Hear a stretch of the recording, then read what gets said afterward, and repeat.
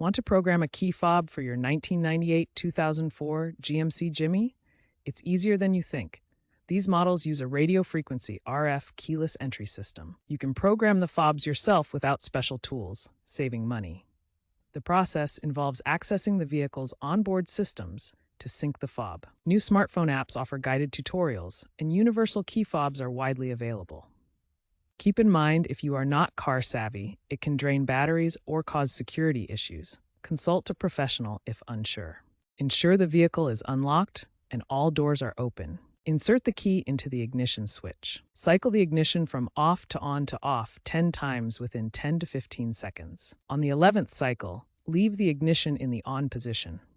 The doors may lock and unlock to confirm programming mode. Press and hold the lock and unlock buttons on the new fob simultaneously for 5 to 10 seconds until the doors respond.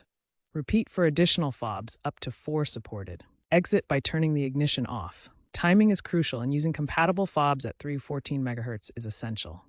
For 1998-2001 models, accessing the BCM module under the dash may be necessary, while 2002-2004 models often use simpler door lock relays. Always verify your model's specific requirements.